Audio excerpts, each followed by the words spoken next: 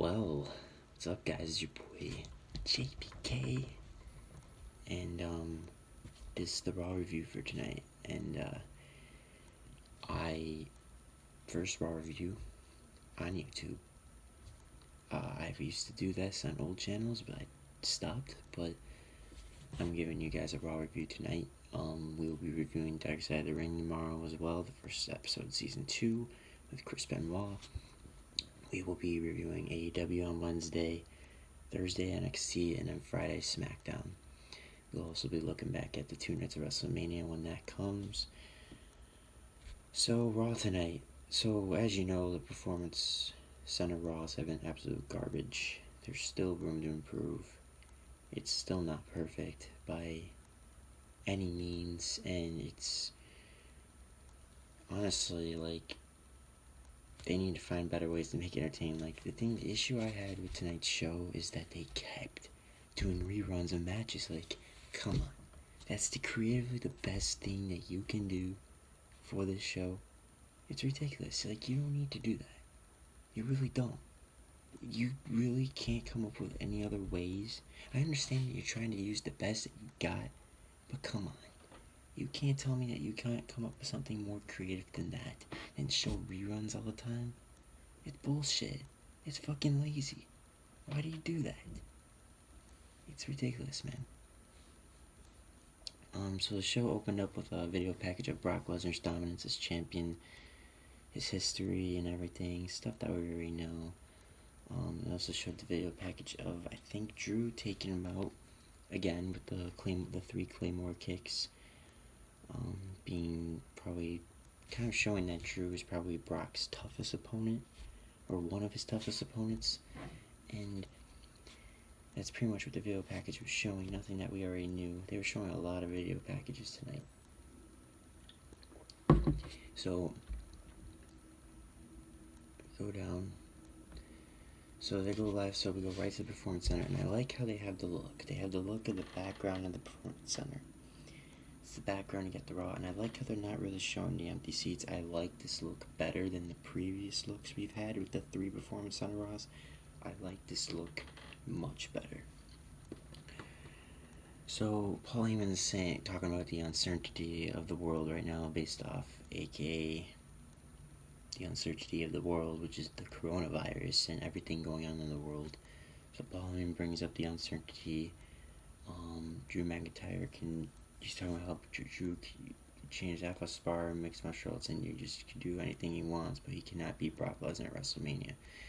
Paul Heyman says, at the end of the day, you're gonna get fucked up anyway. Basically, that's what he's saying. And I didn't mind the promo. The opening segment wasn't too bad. It is what it was. I mean, I didn't think it was the greatest thing. I wish they would just say what the actual issue is and stop pretending. Like, they act like they planned these 2 nights, right? They planned we were planning this all along for WrestleMania 2 nights. Like, no, you did not. Shut up. No, you did not. You did not plan for WrestleMania to be 2 nights. Who planned for WrestleMania to be 2 nights? Did you plan this months ago? No, you did not. Who planned it? The coronavirus. But you don't want to admit that. Heyman says Drew can get on his hands and knees, but God's prayer line is busy, and the next time he prays about WrestleMania, it'll be Lesnar who answers and makes it quick and painless. I said after McIntyre was done, Brock will make quick and it won't be painless. Heyman says McIntyre's made man because Brock Lesnar, and I should go find a new source for this. But after WrestleMania, he'll just be another bitch that got beat by the best of all time. The reign defending WWE, then now forever, Brock Lesnar. Yeah, so basically, Paul Heyman is telling Drew, you don't stand a chance. That's it. You don't stand no chance against Brock Lesnar. Drew McIntyre is going to get destroyed, basically. At a commercial, they showed a replay of last week with The Undertaker attacking Gallows and Anderson, blah, blah, all that bullshit. And after, we're going to skip this part because they showed a replay of the triple threat match from Royal Rumble 2015 between Seth, John, and Brock, so we don't really have anything to go over there.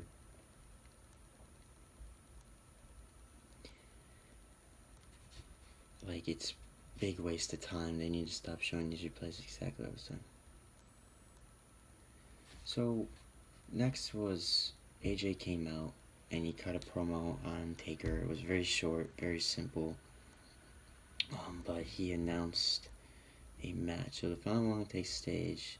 He's aided by Gallows and Anderson, and he announced a match, and I need to remember what it's called because I still don't get it, what it means.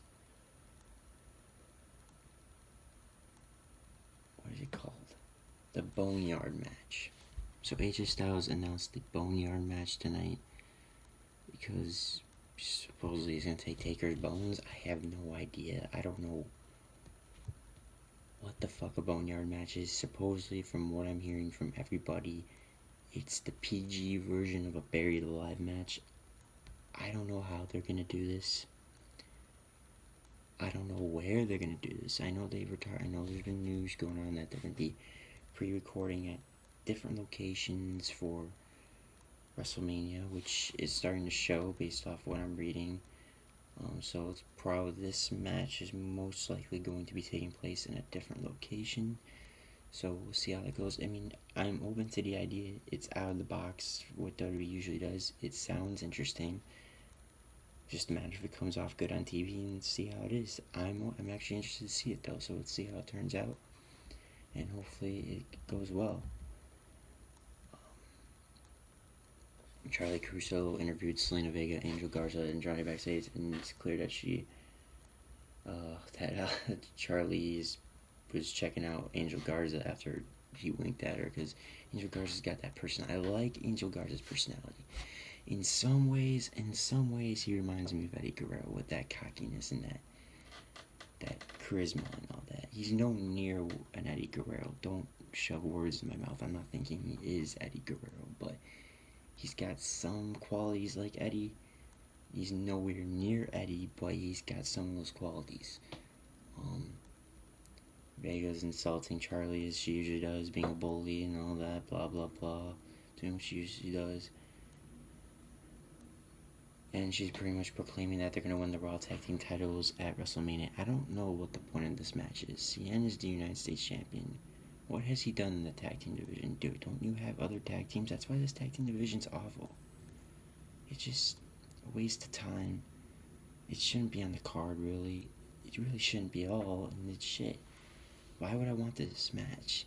Cien's U.S. Champion and Angel Garza is a singles. I mean, they're both singles wrestlers. What have they done to be in the tag team division? They're literally just. I mean, yeah, they're aligned because of Selena Vega, but this was just thrown together at last minute. Who gives a shit? You know? So, they showed a replay of Edge challenging Orton last week to Last Man Standing. They're announcing that Orton's going to be on the show tonight to talk and respond to Edge's challenge. The next match is first match, actual match on Raw is. This was after an hour, by the way. We didn't have an actual match on Raw for an hour.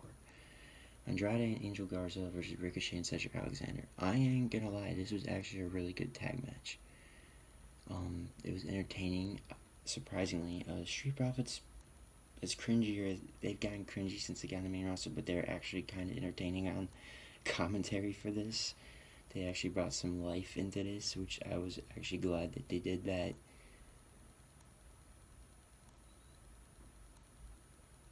So, we're just going to start here. So, Garza tags in, but the referee didn't allow it because he wasn't holding the tag rope. So, basically, Garza was on the wrong side, and the referee's like, what are you doing over here on the wrong side? You got to get back to the corner. So, Garza get back to the corner, and then tagged in, and all that. Ricochet continued beating Andrade down in another corner, but Garza just walked over, grabbed the tag rope, and then tagged himself in. But the referee doesn't allow it again for some reason. I don't even remember.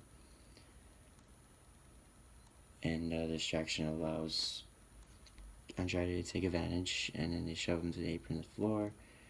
This is when the Street Profits come out to commentary to watch the match, and they actually, like I said, they brought life to the match. They did a double team sunset flip, running kick for a 2 count on Ricochet. Andrade goes up to the top, and Ricochet connects with an Enziguri and a Hurricanrana. Tag is made to Alexander Garza. Man, I'm burnt out. The former drop. I don't know what. This is a horrible sight. So basically, Andrade, a former U.S. champion, dropped forearms and kicks repeatedly. Man, this site's shit. Let me find a new site. Let me just go off the top of my head. This is awful. I don't know why I went here, but they had some cool match. It ended with a running elbow by Andrade. Juice effect. It looked like it's a lot more impact than Chris's juice effect. I will admit it's got a lot more sound and impact and looks more brutal compared to Jericho's Andrade's back elbow, but it was a really good match. He had some good spots, dives over the top rope by Ricochet as usual. Cedric was putting up a fight. He was having a good showing. I have to bring this up though because it's got to be brought up. What the hell is up with Ricochet's? Why did he? I mean, it's his choice. I mean, I don't care, but I mean, it's his choice. But like, whoever shaved, he shaved really bad. I don't like what he did to his beard and all that. It looks weird. I don't know why he did it, but that's just me. He just looked a little off with the shave and the smaller, lighter beard. Just not into it, bro. It's not for me. He just looks weird. More baby face. Should have kept the beard. That's why I'm trying to keep my beard. But he just didn't look right. That's just me though. That's honestly just me. Not trying to like judge his life choices here, but I thought he could have done something a little bit better with that. I can't find anything else on here, so we're just gonna go through what I know by my heart, or I'll just start writing down notes myself. I'm really going off the internet right now for this. Seems like I need to start writing notes for this too. I mean, it's so hard to write notes for this because not much really happened on the show. I mean, I will admit though, it was the best performance center show that they've had, in my honest opinion.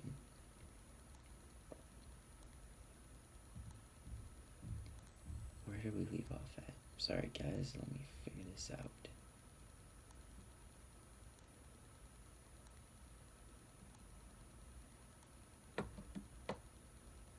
Yeah, so here we are. So we had the tag match. This is being annoying. Okay. Andrade and Angel Garza wound up getting the win. Let's talk about this ending. I don't know what happened with this ending. This match was going very well, and then it just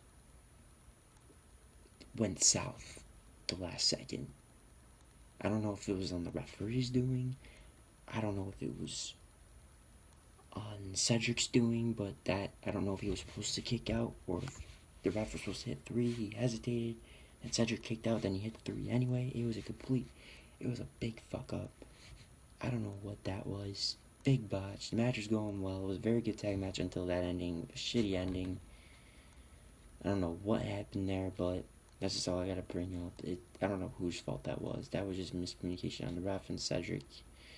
So, yeah, that ending kind of sucked, so that's all I have to say on that.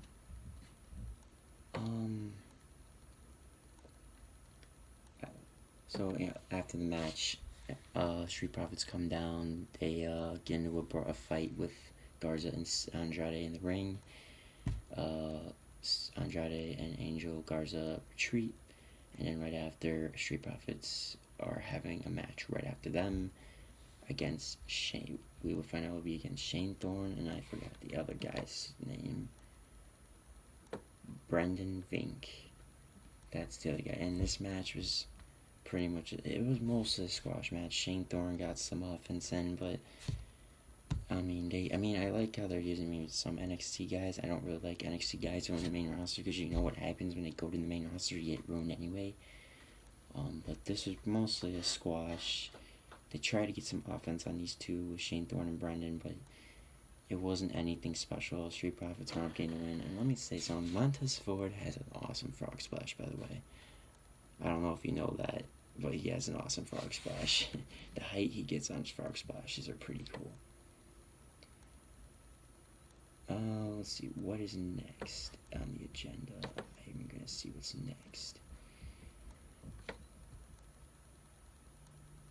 So, they go to a commercial, then they have an interview with Shayna Baszler. It's in a darkened ring, which I like the look of it. I thought this interview was intense.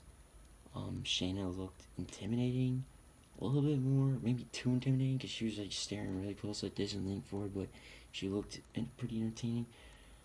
I don't know if she's got some, I don't know, I feel like they're obsessed with her having a vampire gimmick. Is that just me, or am I just seeing them going for this vampire gimmick?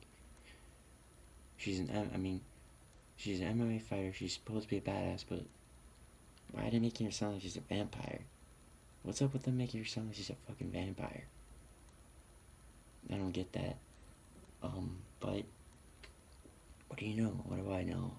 I'm just a kid on the phone talking about wrestling, But the interview was decent. She looked entertained. She was very intense, very direct to Charlie.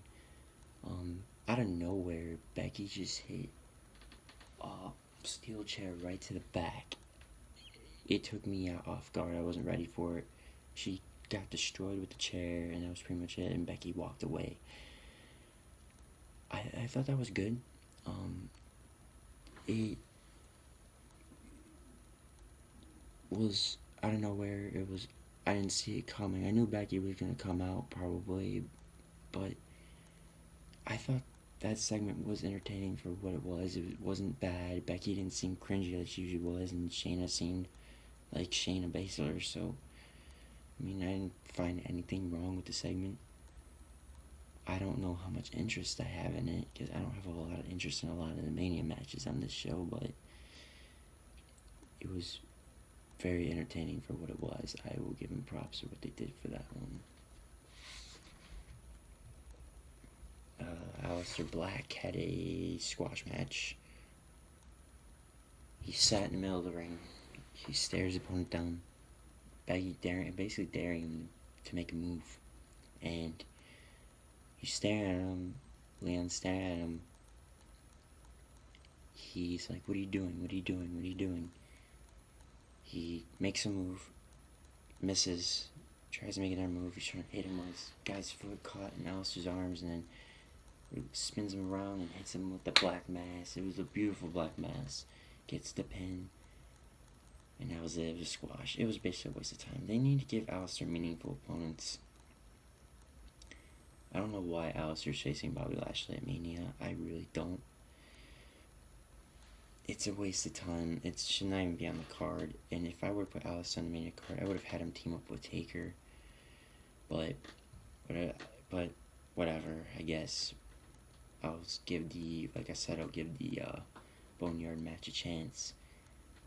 But I would have probably teamed Aleister with Taker too, and get him over, and have Taker get him over with teaming with him in his presence. That's what I'm trying to say, but that is not happening. Obviously, they're more into the singles match with Taker. I don't know how good that's going to be, and I think with the Boneyard match stipulation add in, they have more to do besides a normal singles match as well. Aleister and Bobby Lashley, who cares though?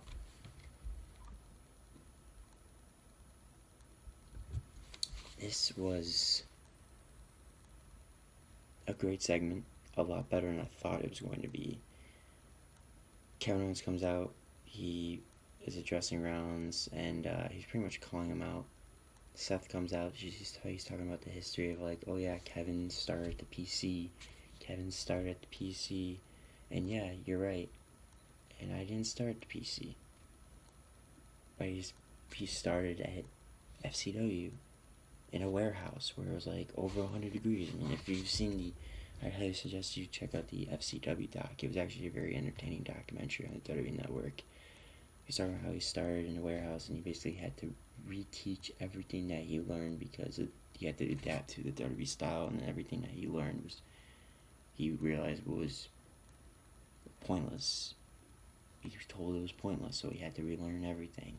He started in the warehouse, and the performance center didn't come in until after he was gone from developmental, aka NXT. And he worked through that, and he told the story of that, and I thought it was brilliant. I thought it was great. It sounded unscripted. It sounded like it came from the heart, and that's usually where someone's best promos come from. And I wish they would keep doing this, because that's where you get the best out of people. So that sounded great here, and I thought it was one of his best promos of the year. It was stuff that I already knew, but it came off as real. And that's what I like about promos, and that's what they should do more often. Not the same scripted promos and everything.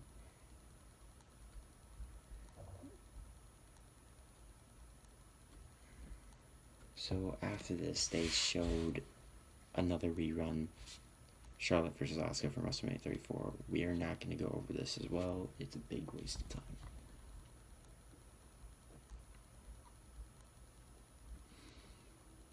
Oh, you just go right to this. I already know what the last thing is. Randy Orton promo.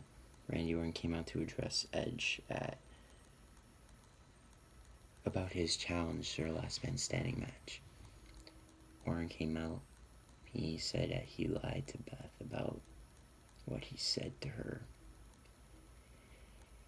He's talking about how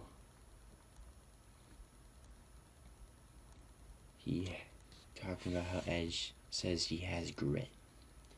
Randy Orton is saying that, you think I don't have grit? But then he starts going over his history of everything he's done with passing the torch to Mick Foley. I mean, he talks about how his feud with Mick Foley, how he spit in Foley's face, how he threw him in thumbtacks and everything, and how he destroyed Mick Foley. He basically took the torch. He didn't get handed the torch. He took the torch, which is true.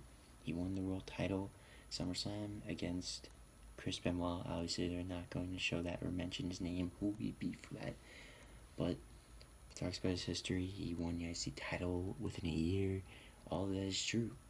Everything Orton has done. He didn't get it handed to him. He had to work for it like everyone else, but his hard work and everything paid off. He made it on Evolution. He was aligned with Evolution less than a year after he debuted.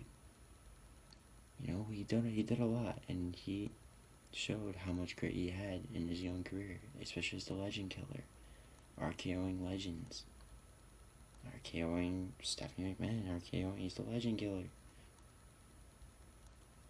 RKOing Beth from a few weeks ago, taking out Edge. He's shown that he has grit, or probably more grit than Edge. He's talking about how Edge called him in the title brat. But he's talking about asking, isn't Edge the ultimate opportunist? Wouldn't he have done the same things? Which is true, because Edge took opportunity. And Edge, when you think about it, would have done the same thing if he was given that opportunity to join a stable. And he did have a stable at one point with Kurt Hawkins and Zack Ryder. I mean, he would have done the same thing with Evolution if he was given the chance. He's talking about how he loves Edge and his children and his wife, and he did what he did because he loves him. So basically, then he said that he accepts the last man standing match at WrestleMania. I thought this was a great match. I thought this was an awesome promo by Orton. Very short, very direct, got the point across, and I thought it was great. I thought everything he said was spot on. You can't get any better with that. And that was it. Overall opinion on Raw, I thought this was the best empty arena WWE show so far. I thought it had good promos. It got everything across perfectly, from wrestlers speaking from the heart more than a script, and I like that. So I hope they continue doing that, and I like the new set with the camera face toward the entrance ramp as well. That is it, guys. I'm done with my Raw review for tonight.